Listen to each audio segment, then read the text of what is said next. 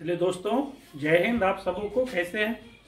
आज हम लोग फिर से वॉइस पढ़ने जा रहे हैं। इससे पहले मैंने 2 वीडियो अपलोड किया था। पहला वीडियो था जिसमें वॉइस क्या है उसका इंट्रोडक्शन बताया था। फिर दूसरा वीडियो जिसमें वॉइस के काइंड्स, उसका डेफिनेशंस, एग्जांपल्स भी बताया था और उसमें यह भी बताया था कि जनरली हम एक्टिव वॉइस को पैसिव वॉइस में कैसे बदलते हैं। तो अब हम लोग उस रूल के आधार पर अब हर तरह के एक्टिव सेंटेंसेस को पैसिव में कैसे कन्वर्ट करेंगे उसको देखेंगे। तो सबसे पहले हम टेंस से रिलेटेड क्वेश्चंस देखेंगे, सेंटेंसेस देखेंगे कि टेंस से रिलेटेड जो सेंटेंसेस होता है उसको एक्टिव से पैसिव में कैसे बदलें। तो चलिए हम लोग सबसे पहले हम लोग प्रेजेंट टेंस को देखते हैं। तो चलिए यहाँ देखिए लिखा है, वॉइस का टॉपिक शुरू है। तो सबसे पहले हम लोग प्रेजेंट इंडेफिनिट टेंस है ना, प्रेजेंट इंडेफिनिट टेंस के वॉइस को देखेंगे कि प्रेजेंट इंडेफिनिट टेंस का जो एक्टिव सेंटेंस होता है उसको पैसिव में कैसे कन्वर्ट किया जाता है।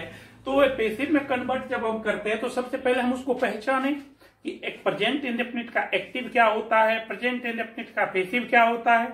तो चलिए प्रेजेंट इंडेफिनिट का एक एक्टिव और पैसिव को समझने के लिए एक चार्ट का मदद लेते हैं जो आप देख रहे हैं सामने में। ये देखिए एक चार्ट है जिसके 2 पार्ट किया गया है ना। और इधर आइडेंटिटी, ये एक्टिव वॉइस यहाँ लिखा हुआ है, फिर यहाँ पैसिव वॉइस लिखा हुआ है। आइडेंटिटी देखिए, कोई भी इंग्लिश का सेंटेंस जिसमें भी वर्ब का फर्स्ट फॉर्म और वर्ब का फिफ्थ फॉर्म लगा होगा, वर्ब का फर्स्ट फॉर्म और वर्ब का फिफ्थ फॉर्म लगा होगा, तो उसको हम लोग प्रेजेंट इंडेफिनिट टेंस के एक्टिव वॉइस में समझेंगे। कोई ऐसा सेंटेंस जिसमें वर्ब का फर्स्ट फॉर्म और वर्ब का फिफ्थ फॉर्म लगा होगा तो वह प्रेजेंट इंडेफिनिट का एक्टिव सेंटेंस होगा। चलिए एग्जांपल देखते हैं। यू हेल्प द पुअर, यहां देखिए लिखा यू हेल्प द पुअर। तो इसमें देखिए हेल्प वर्ब का फर्स्ट फॉर्म है ना, हेल्प वर्ब का फर्स्ट फॉर्म है। तो ये सेंटेंस प्रेजेंट इंडेफिनिट का एक्टिव वॉइस होता है। ये सेंटेंस प्रेजेंट इंडेफिनिट का एक्टिव वॉइस होता है। फिर देखिए राम सिंग्स ए सॉन्ग, यहाँ देखिए सिंग्स वर्ब का फिफ्थ फॉर्म है, ये भी प्रेजेंट इंडेफिनिट का एक्टिव वॉइस है। तो आप ये याद रखेंगे कि किसी भी इंग्लिश सेंटेंसेस में यदि V1 या V5 लगा होगा, अर्थात वर्ब का पहला या पांचवा रूप लगा होगा, तो उसको प्रेजेंट इंडेफिनिट के एक्टिव वॉइस में समझा जाएगा। फिर अब देखिए पैसिव कैसा रहेगा, है ना। तो टेंस हो या वॉइस हो, उसकी पहचान वर्ब से ही होती है। अब देखिए यहाँ इसकी आइडेंटिटी देखिए, है ना, इज, आर, एम और वर्ब का third form, is, are, am और वर्ब का थर्ड फॉर्म। यदि कोई सेंटेंस है इंग्लिश का जिसमें इज, आर, एम और वर्ब का थर्ड फॉर्म लगा रहेगा तो वह प्रेजेंट इंडेफिनिट का पैसिव वॉइस होगा। चलिए एग्जांपल से समझते हैं। The book is taught by him. अब यह देखिए इज के बाद टाउट लगा है, इस वर्ब को देखिए, यही वर्ब आपको बताएगा कि ये प्रेजेंट इंडेफिनिट का पैसिव है, अर्थात इसमें इज, आर, एम और वर्ब का थर्ड फॉर्म लगा रहता है। फिर देखिए लिखा the poor are helped by me, यहाँ देखिए आर हेल्प्ड लगा हुआ है, आर के बाद वर्ब का थर्ड फॉर्म है, ये भी प्रेजेंट इंडेफिनिट का पैसिव सेंटेंस है। तो आपको एक्टिव और पैसिव पहचान जाएंगे आसानी से अब, है ना। जिसमें वर्ब का फर्स्ट फॉर्म और वर्ब का फिफ्थ फॉर्म लगा रहेगा तो वह प्रेजेंट इंडेफिनिट का एक्टिव होगा, और जिसमें इज, आर, एम और वर्ब का थर्ड फॉर्म लगा होगा वह प्रेजेंट इंडेफिनिट टेंस का पैसिव वॉइस होगा, है ना।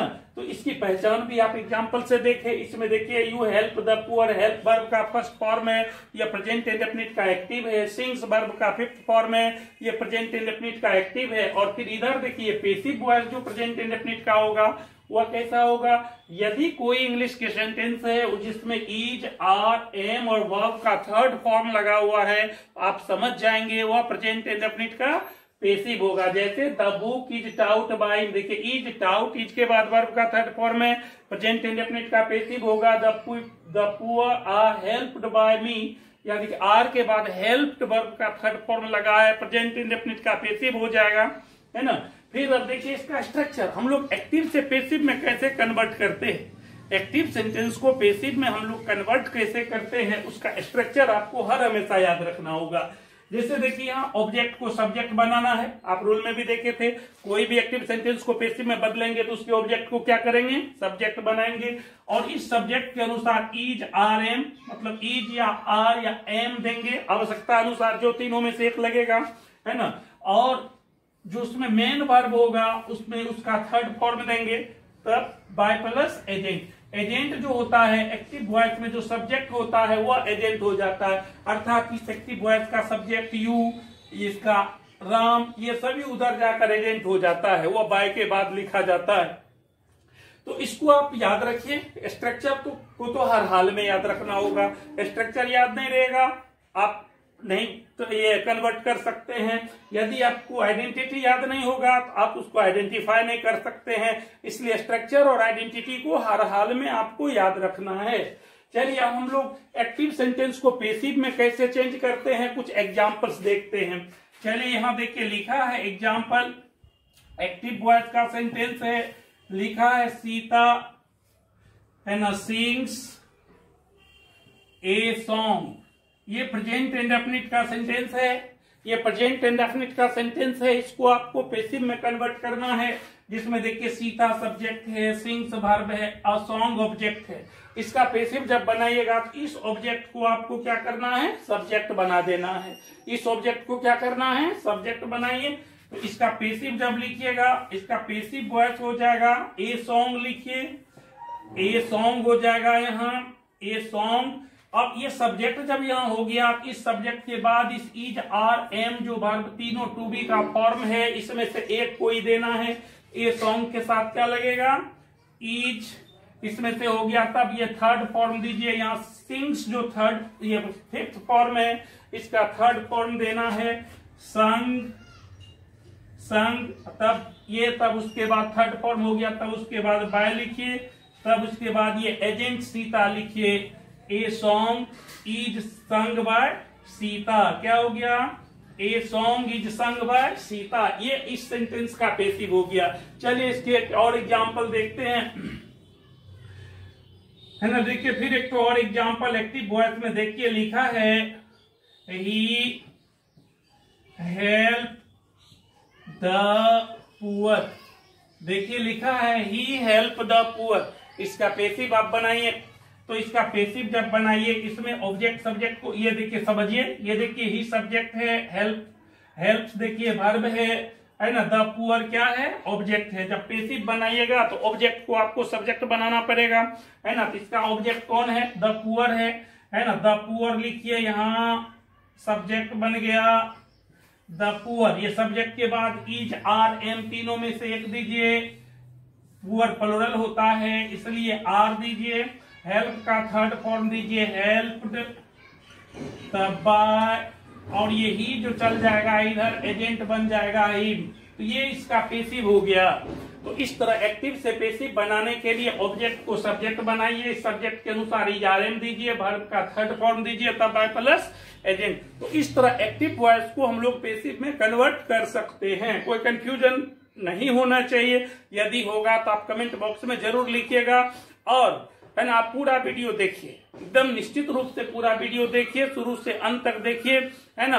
और ये शुरू से अंत तक देखिए, पूरी तरह देखिए, और कम से कम एक दोस्त को जरूर शेयर कीजिए ताकि उसको भी समझ में आ जाए, उसको भी इसका फायदा हो। तो आपने देखा ये प्रेजेंट इंडेफिनिट का एक्टिव सेंटेंस है, पैसिव में कैसे इस स्ट्रक्चर के अनुसार बनाएं। तो ये अफर्मेटिव सेंटेंस था।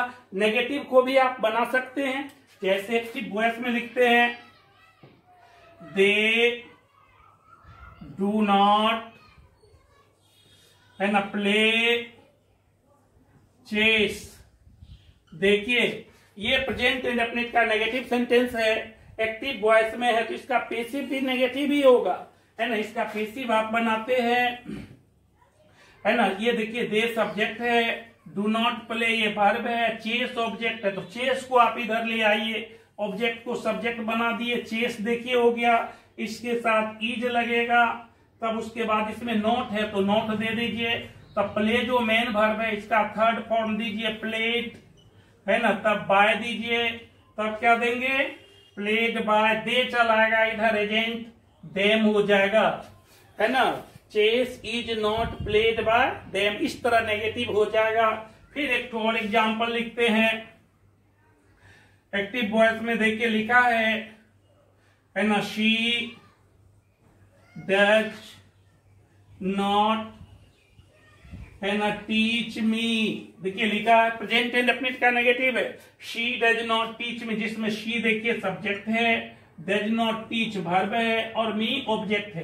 तो पैसिव बनाना है तो आप तो जानते ही हैं ऑब्जेक्ट को क्या करना है, सब्जेक्ट बना देना है। ऑब्जेक्ट कौन है यहाँ, मी को इधर सब्जेक्ट आप बनाइए, ये हो जाएगा आई के साथ आप एम लिखिए, एम के बाद यहाँ नोट है तो आप भी नोट लिखिए, और टीच का थर्ड फॉर्म लिखिए टाउट, टीच का थर्ड फॉर्म टाउट लिखिए, तब बाय लिखिए और सी को एजेंट बनाइए, ऑब्जेक्टिव केस में ये हर हो जाएगा। इस तरह हम लोग प्रेजेंट इंडेफिनिट टेंस के एक्टिव सेंटेंस को पैसिव में कन्वर्ट करते हैं। मुझे उम्मीद है कि आपको ये समझ में आया होगा। आप पूरा वीडियो देखिए और लाइक शेयर और सब्सक्राइब जरूर कर दीजिए। चलिए आपने वीडियो देखा, थैंक यू वेरी मच।